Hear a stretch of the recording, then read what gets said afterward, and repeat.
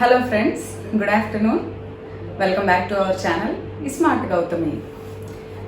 గౌతమి. ఇవాళ మీతో ఒక మంచి టాపిక్తో మీ ముందుకు వచ్చింది. ఇది యాజ్ ఎ హ్యూమన్ బీయింగ్ ఇప్పుడున్న పరిస్థితుల దృష్ట్యా, ఇప్పుడనే కాదు మనకి ఇబ్బందులు అనేవి ఎప్పుడు ఎలా ఏ రూపంలో వస్తాయనేది తెలియదు. ఆ ఇబ్బందులు అంటే అవి ఆరోగ్యానికి సంబంధించినవి అవ్వచ్చు, లేదా డబ్బుకి సంబంధించినవి అవ్వచ్చు, ఇంకేదైనా అవ్వచ్చు. సో ఎప్పుడు ఎవరికి ఏ రూపంలో ప్రాబ్లమ్స్ని ఫేస్ చేయాల్సి వస్తుంది అనేది మనకు తెలియదు. కాబట్టి మనం ప్రతిదానికి రెడీగా ఉండాలి. ఎలాంటి సిచ్యుయేషన్ అయినా ఫేస్ చేయడానికి రెడీగా ఉండాలి.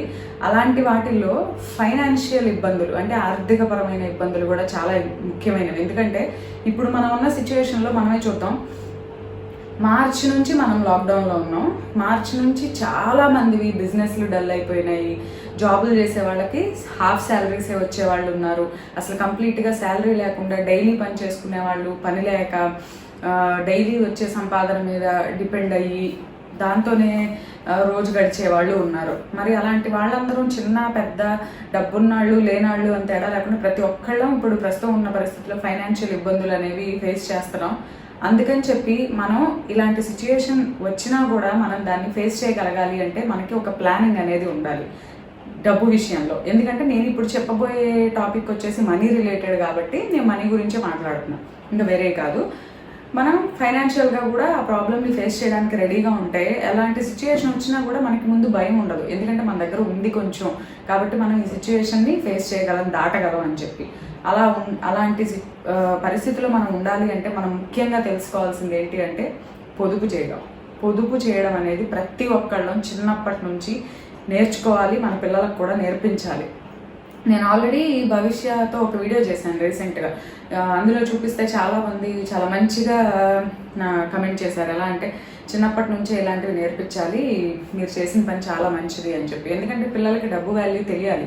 మనం వాళ్ళు అడగగానే కొనిపెట్టేయడం, వాళ్ళు చూస్తుండగానే మనం విచ్చలవిడిగా ఖర్చు పెట్టామనుకోండి, వాళ్ళకి దాని మీద వాల్యూ ఉండదు.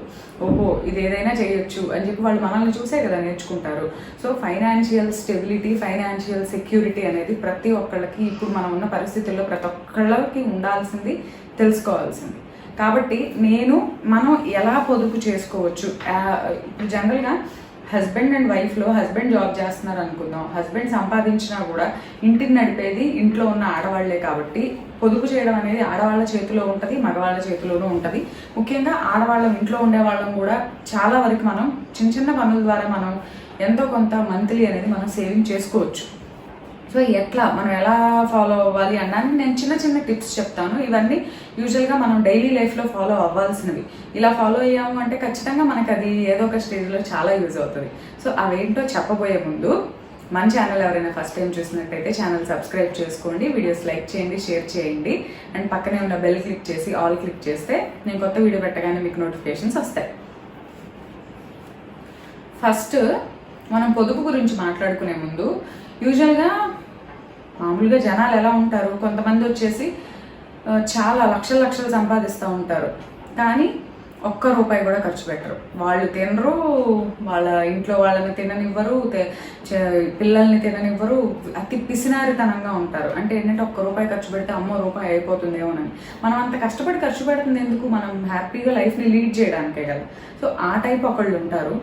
రెండో వాళ్ళు వచ్చేసి బ్యాలెన్స్డ్గా వచ్చిన దాన్ని, మనం ఖర్చు పెట్టేదాన్ని బ్యాలెన్స్డ్గా కౌంట్ చేసుకొని, ఓకే మనం నెలకి 10,000 సంపాదిస్తున్నాం, మనకి ఇంత ఖర్చు అవుతుంది, నెలకి మనం ఎంత సేవ్ చేయగలం అని ప్లాన్ చేసుకునే వాళ్ళు ఉంటారు. అండ్ మూడో రకం వాళ్ళు ఎలా ఉంటారంటే, మనం 10,000 సంపాదిస్తున్నాం, నెక్స్ట్ మంత్ మళ్ళీ 10,000 వస్తుంది కాబట్టి మనం ఒక 2,000 ఎక్స్ట్రా ఖర్చు పెట్టేసి నెక్స్ట్ మంత్ జీతం వచ్చినప్పుడు అందులో నుంచి ఈ ఖర్చు పెట్టేసిన దాన్ని మనం ఇచ్చేయచ్చు. అంటే ఏంటంటే ముందుగానే రావాల్సిన శాలరీ రాకముందే ముందుగానే ఎక్కువగా క్రెడిట్ కార్డులని అలాంటివి యూజ్ చేసేసి ముందుగానే ఖర్చు పెట్టేసి తర్వాత అప్పులు తీర్చలేక బాధపడేవాడు. సో అట్లా 3 రకాల కేటగిరీలు అనేది మనం జనరల్గా చూస్తూ ఉంటాం.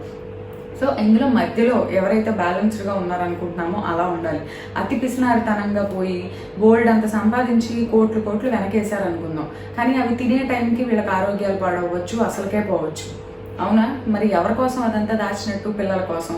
వాళ్ళు ఉండగా వాళ్ళ పిల్లల్ని హ్యాపీగా చూసుకోలేదు అంత డబ్బున్నా కూడా.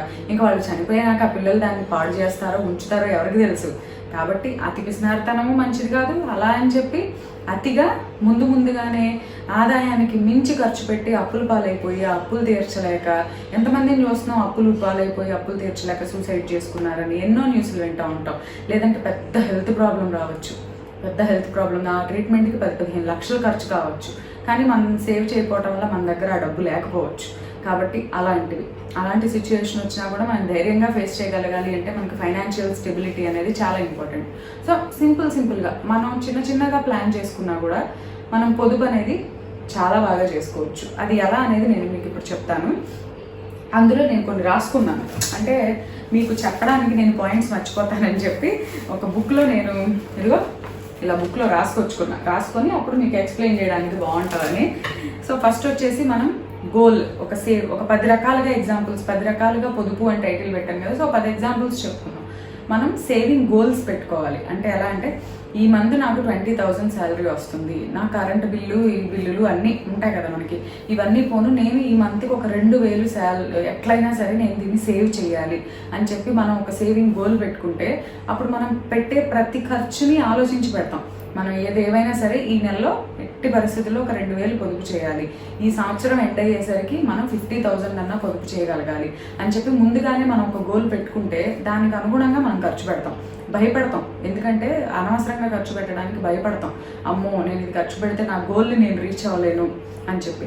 అందుకని చెప్పి సేవింగ్ గోల్స్ అనేవి ప్రతి ఒక్క మనిషి పెట్టుకోవాలి. As a job holder or a businessman కానీ ఏదన్నా కానివ్వండి, ఖచ్చితంగా సేవింగ్ గోల్స్ అనేవి చాలా ఇంపార్టెంట్. అలా పెట్టుకుంటే అది రీచ్ అవ్వడానికి మనం ఎలా ప్లాన్ చేసుకోవాలి అనేది కూడా మన చేతుల్లోనే ఉంటుంది. సో ఆ భయం అనేది కూడా ఒకటి ఉంటుంది. సో అది ఒక method. Next analyse annual spending. అంటే మనం బడ్జెట్ బుక్, ఇది నథింగ్ బట్ బడ్జెట్ బుక్. మనం ఒక బుక్ అనేది ఖచ్చితంగా మెయింటైన్ చేయాలి. అందులో బిజినెస్ వాళ్ళది వేరేగా ఉంటుంది పరిస్థితి. ఇప్పుడు మాది బిజినెస్సే, మాకు వేరేగా ఉంటుంది. మాకు జాబ్ వచ్చినట్టు ఎవ్రీ మంత్ శాలరీ ఇవ్వడం లాంటివి ఉండవు మాకు, కాబట్టి మాది వేరేగా ఉంటుంది. కానీ మేము కూడా ఖచ్చితంగా బడ్జెట్ అనేది వేసుకోవాలి. అట్లానే జాబ్కి వెళ్ళే వాళ్ళు కూడా మాకు ఎంత శాలరీ వస్తుంది, ఓకే నా హౌస్ రెంట్ ఇంత, ఓన్ హౌస్ అయితే ఓకే, మళ్ళీ ఆ హౌస్ ఇన్స్టాల్మెంట్స్ కట్టాల్సి రావచ్చు, సో ఇన్స్టాల్మెంట్కి ఇంత పోతుంది, కరెంట్ బిల్ ఎంత ఉంటుంది, పిల్లల కోసం ఎంత ఖర్చు పెట్టాల్సి వస్తుంది, ఇంట్లో సరుకుల కోసం ఇంత, కూరగాయలకి ఇంత, పాలు ఇంత, ఈచ్ అండ్ ఎవ్రీ రూపాయి మీరు వాడే ప్రతి ఒక్క రూపాయికి బడ్జెట్ బుక్ పెట్టుకొని ఖర్చు అనేది రాసుకోవాలి. అప్పుడు మనకి దేనికి ఎక్స్ట్రా ఖర్చు పెడుతున్నాం, దేనికి తక్కువ ఖర్చు పెడుతున్నాం, ఎక్కడ ఎక్కువ పెట్టవచ్చు, ఎక్కడ తగ్గించవచ్చు అనేది మనకు ఒక ఐడియా వస్తుంది. అప్పుడు ఆ బుక్ చూసుకొని మంత్ ఎండ్లో ఓకే ఎంత ఖర్చు అయింది, సో ఇందులో మనం అవసరంగా పెట్టినవి ఏమైనా ఉన్నాయా, దీనికి ఎక్కువ పెట్టామా, దీనికి తక్కువ పెట్టామా అనేది అనలైజ్ చేసుకున్నారనుకోండి, అప్పుడు మనం బ్యాలెన్స్ చేసుకోవచ్చు మన బడ్జెట్ని, దేనికి ఎక్కువ స్పెండ్ చేయొచ్చు, దేనికి తక్కువ స్పెండ్ చేయొచ్చు అని. సో కంపల్సరీ బడ్జెట్ బుక్ అనేది ప్రతి ఒక్కళ్ళు మెయింటైన్ చేయాలి. మగవాళ్ళు జాబ్కి వెళ్ళే వాళ్ళైనా సరే, ఇప్పుడు ట్రైన్లోనో బస్సులోనో వెళ్తారు, దానికి అయ్యే ఖర్చు, బయట తినే టిఫిన్, కాఫీ, ప్రతిదీ కూడా కౌంట్ చేసుకోవాలి. అది బడ్జెట్ బుక్ అంటే. సో అది ఒకటి. Next save daily wage. అంటే లైక్ ఇప్పుడు మనం ఇంట్లో ఉన్నాం, అందరం హాల్లో కూర్చొని టీవీ చూస్తున్నాం, గదుల్లో ఫ్యాన్లు ఏసీ వేసి ఉంటుంది, ఫ్యాన్ తిరుగుతూ ఉంటుంది, లైట్ వేసి ఉంటుంది, అవి అలా వదిలేసి వచ్చేస్తాం బయటికి. వచ్చేసి వెళ్ళి తీద్దాంలే, ఏముందిలే 5 నిమిషాలేగా, ఏముందిలే 10 నిమిషాలేగా అని చెప్పి వదిలేస్తాం. అవునా? గీజర్, స్నానం చేయడానికి హీటర్ వేస్తాం. కరెక్ట్గా స్నానం చేయడానికి 5 నిమిషాలు ముందు హీటర్ వేసుకుంటే సరిపోద్ది. కానీ ఏం చేస్తాం, అది అలా వేసి వచ్చి ఒక అరగంట బయట పెత్తనాలు చేస్తూ ఉంటాం, చేసేసి అరగంట తర్వాత వెళ్తాం. ఈ అరగంటలో 5 నిమిషాలు కరెంట్ బిల్లు అరగంట చేస్తున్నాం మనం. కాబట్టి ఎంత కరెంట్ అనేది మనం వేస్ట్ చేస్తున్నాం. సో అదంతా కూడా బిల్లో వస్తుంది కదా, అవి మనకు కనిపించని ఖర్చులు. ఫ్యాన్ అయినా, లైట్ అయినా, టీవీ అయినా, గీజర్ అయినా, ఇంకేదన్నా కానివ్వండి, ఇవన్నీ మనకు కనిపించని ఖర్చులు. టీవీ ఎవరు చూడరు హాల్లో, అది అలా మోగుతానే ఉంటుంది, మనం పని చేసుకుంటూ ఉంటాం. సో అవన్నీ మనకు కనిపించని ఖర్చులు అనమాట. సో అలాంటివి చిన్న ఖర్చులు అలాంటివి మనం చూసుకుంటూ ఉంటే, అది ఫారిన్ కంట్రీస్లో ఉన్న వాళ్ళకి వాటర్కి కూడా బిల్ వస్తుంది. మనకి వాటర్ బిల్లు లేదు ఇక్కడ, అంటే పర్టికులర్గా వాటర్కి బిల్ రాదు. అదే ఇప్పుడు ఆస్ట్రేలియాలో మా హస్బెండ్ వెళ్ళారు, ఆయన చెప్పారు వాటర్ కూడా ఎంతో జాగ్రత్తగా వాడతారంటే, ఎక్కువ వాడితే చాలా బిల్లు వచ్చేస్తుందంట. అందుకని చెప్పి మనం జాగ్రత్తగా చూసుకోవాలి. సో ఇలాంటి చిన్న వాటిని మనం బ్యాలెన్స్ చేసుకోవడం వల్ల కూడా మనకి కొంత ఖర్చు అనేది మంత్లీ అయ్యే బడ్జెట్లో ఖచ్చితంగా తగ్గుతుంది. అదొకటి. Next pack your lunch. అంటే ఫ్రీక్వెంట్గా బయటకు వెళ్ళేవాళ్ళు, ఫ్రీక్వెంట్గా బయట పనుల మీద వెళ్ళే వాళ్ళు ఉండొచ్చు. సో బయటకు వెళ్ళే వాళ్ళు ఏముంటుంది అంటే పొద్దున్నే ఏం వండుతాంలే ఇంట్లో, బయటకు వెళ్తాం కదా, బయట ఏదో ఒక చోట తినేద్దాం అనుకుంటారు. సో అలా రెగ్యులర్గా బయట తినటం వల్ల రెండు నష్టాలు. ఒకటి డబ్బు పోతుంది, రెండు ప్రతిరోజు బయట తినటం వల్ల ఆరోగ్యం కూడా పాడవుతుంది. ఎప్పుడైనా ఒకసారి బయట తినటం బాగానే ఉంటుంది కానీ ప్రతిరోజు కాదు కదా. కాబట్టి మనం ప్లానెడ్గా ముందుగానే మనం బయటకు వెళ్తాం, ఇవాళ లంచ్ టైంకి ఇంటికి రాలేము అని తెలిసినప్పుడు ప్లానెడ్గా మనం ముందు రోజు నైట్ దానికి ప్రీ ప్లాన్డ్గా ఉండాలి. ఖచ్చితంగా లంచ్ అనేది తీసుకెళ్ళాలి ప్యాక్ చేసుకొని. సో దానివల్ల ఎంత ఖర్చు తేడా ఉంటుందో తెలుసా. చాలామంది మనం యూజువల్గా వెళ్తాం బయట తినేద్దాం అని చెప్పి అనుకుంటాం. రెగ్యులర్గా చేసే వాళ్ళకి చూడండి ఎంత ఖర్చు అవుతుంది. ఒక మీల్స్ తింటే 100 రూపాయలు అవుతుంది అనుకుందాం. ప్రతిరోజు నెల మొత్తం వెళ్తే 3000 దానికి అవుతుంది. అదే ఇంట్లో ప్యాక్ చేసుకుని వెళ్తే అందులో సగం కూడా అవుతుంది. సో అది కూడా ఒక టైప్ ఆఫ్ పొదుపే. ఇంకోటి క్రెడిట్ కార్డ్స్ని వైజ్గా క్రెడిట్ కార్డ్స్ వైజ్లీ. అంటే క్రెడిట్ కార్డు యూజ్ చేస్తారు, మనకి మన ఇన్కమ్ని బట్టి క్రెడిట్ కార్డ్ ఇస్తుంది బ్యాంక్. ఒక 2 లక్షల రూపాయల క్రెడిట్ కార్డు ఇచ్చింది అనుకుందాం. అంటే ఏంటి, ఆ 2 లక్షల రూపాయల వరకు మన చేతిలో డబ్బులు లేకపోయినా కూడా మనం కొనేసుకోవచ్చు. కొనుక్కొని వాళ్ళు ఇంత టైం అని ఇస్తారు, ఇంత టైంలో ఆ బాకీ వాళ్ళకి కట్టాలి, బ్యాంక్కి మనం కట్టాలి, మన బాకీ మనమే కట్టాలి. కాకపోతే ఏంటంటే మన చేతిలో ముందుగానే ఒక డబ్బులు ఉన్న ఫీలింగ్. సో కార్డు ఉంది కదా అని చెప్పి వెళ్ళిన ప్రతి చోట స్వైప్ చేసేసాం అనుకోండి, తర్వాత మనమే కట్టాలి. ఆ కొనేది ఎంత అవసరమో అవసరం లేదో మనం తెలుసుకోవాలి. అందుకని చెప్పి క్రెడిట్ కార్డు ఉంది కదా అని చెప్పి స్వైప్ చేయడం కాదు. అరే నెక్స్ట్ మళ్ళీ ఇన్ టైంలో అది కట్టలేదు అనుకోండి, బ్యాంక్ వాడు ఏమన్నా మనకి ఓటనే ఇస్తారా, దానికి వడ్డీ వేసి మరీ కట్టించుకుంటారు.